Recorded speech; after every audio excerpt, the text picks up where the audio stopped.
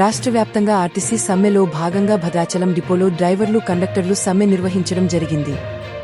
ఈ సందర్భంగా మాట్లాడుతూ ఆర్టీసీ ఉద్యోగుల డిమాండ్లు అమలు చేయాలని, కాంగ్రెస్ ప్రభుత్వ మేనిఫెస్టోలోని వాగ్దానాలన్నింటినీ నెరవేర్చాలి, ఉద్యోగులను ప్రభుత్వంలో విలీనం చేయాలని, అదేవిధంగా పెండింగ్లో ఉన్న బిల్లులు క్లియర్ చేయాలి, 2017 నుంచి అలవెన్స్లు పెంచాలని, 2021 నాటి పే రివిజన్ 30% ఫిట్మెంట్ అమలు చేయాలని, కొత్త బస్సులు కొనాలని, వర్క్ షాపులను బలోపేతం చేయాలని, ఆర్టీసీ అప్పులను ప్రభుత్వం టేకోవర్ చేయాలని, బడ్జెట్లో 3% కేటాయించాలని, 8 గంటల షిఫ్ట్ అమలు చేయాలని ఈ సందర్భంగా వారు డిమాండ్ చేశారు.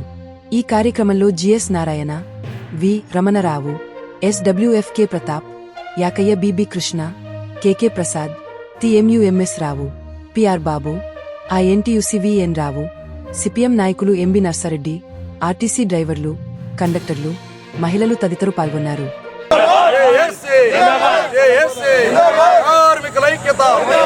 సమస్యలు పరిష్కరించే వరకు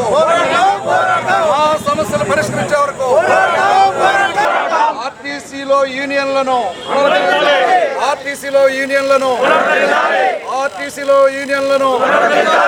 వర్ధిల్లాలి కార్మికుల ఐక్యత, వర్ధిల్లాలి కార్మికుల ఐక్యత, వర్ధిల్లాలి కార్మికుల ఐక్యత. ఆర్టీసీ కార్మికులు ప్రభుత్వం ఇచ్చిన హామీలను వెంటనే, ఆర్టీసీ కార్మికులకు ప్రభుత్వం ఇచ్చిన హామీలను వెంటనే. ఈరోజు గత అర్ధరాత్రి నుంచి తెలంగాణ రాష్ట్రంలోని ఆర్టీసీ కార్మికులంతా జేఏసీగా ఏర్పడి అన్ని యూనియన్లు, అన్ని సంఘాలు కలిపి సమ్మెకు పిలిపించి సమ్మె చేస్తున్నారు. నిన్న హడావుడిగా మంత్రి గారు చర్చలు జరపడానికి పిలిచారు, కానీ ఆ చర్చలు ఫలప్రదం కాలేదు. ఎందుకంటే వాస్తవంగా కార్మికులు సమ్మె నోటీస్ ఇచ్చి ఈ రోజుకి 42 రోజులైంది.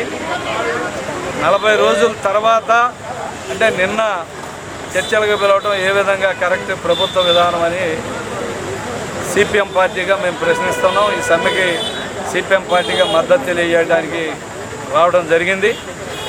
ఎందుకంటే కార్మికులు ఒక పద్ధతి ప్రకారం సమ్మె నోటీస్ ఇచ్చిన తర్వాత 40 రోజులు దాటితే సమ్మెలోకి వెళ్ళొచ్చని ఏదైతే ప్రభుత్వ జీవో ఉందో ఆ జీవో ప్రకారమే ఇవాళ సమ్మెలోకి పోవడం జరిగింది. ఇదే ప్రభుత్వం గతంలో టీఆర్ఎస్ ఉన్నప్పుడు 2019లో దాదాపు 53 రోజుల పాటు నిరవధిక సమ్మె కొనసాగించారు. ఆనాడు కూడా అనేక కేసులు పెట్టారు. కార్మికులు ఇవాళకి కూడా కోర్టు చుట్టూ తిరుగుతున్నారు. అయినా సరే వాటికేం వెరవక ఇవాళ పద్ధతి ప్రకారం సమ్మె నోటీస్ ఇచ్చి సమ్మె లేకపోతే నిన్న హడావుడిగా సమ్మె ఎక్కడ సమ్మెకి వెళ్తారో అని చెప్పేసి హడావుడిగా మేమేదో మొక్కుబడిగా చర్చలు జరిపాము అనిపించుకోవడం కోసం చర్చలకు పిలిచి మేము ఒక ఐఏఎస్ల కమిటీ వేస్తున్నాం. ఆ కమిటీ తీర్పు వచ్చిన తర్వాత లేదా కమిటీ సూచనలు వచ్చిన తర్వాత మేము ఏం నిర్ణయాలు తీసుకోవాలనేది ప్రభుత్వం తెలియజేస్తుందని చెప్పడం ఇది చాలా విచారించదగిన విషయం. ఈరోజు మొదటి బస్సు నుంచి సమ్మె జరుగుతుంది ఆర్టీసీలో.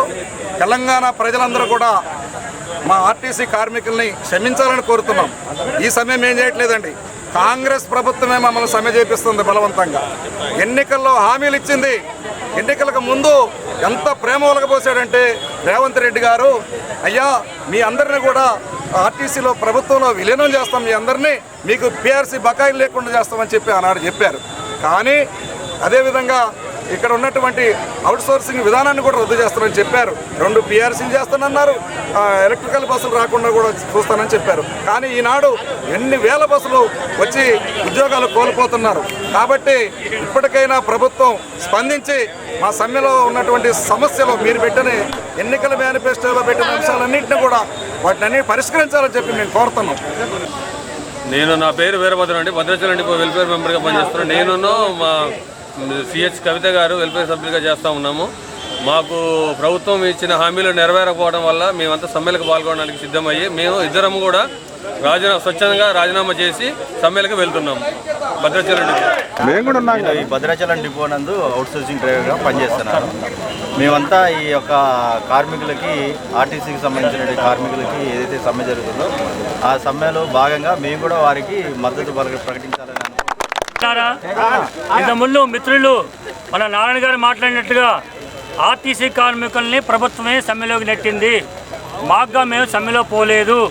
ఇది ఎందుకంటే కాంగ్రెస్ ప్రభుత్వం రాకముందు ఎన్నికల మేనిఫెస్టోలో ఆర్టీసీ కార్మికుల్ని ప్రభుత్వం విలీనం చేస్తామని చెప్పేసి, వాళ్ళకి ఉద్యోగ భద్రత కల్పిస్తామని చెప్పేసి, మేము రాగానే మీకు పెండింగ్లో ఉన్నటువంటి పిఆర్సీని వెంటనే చేస్తామని చెప్పేసి హామీలు ఇవ్వడం జరిగింది.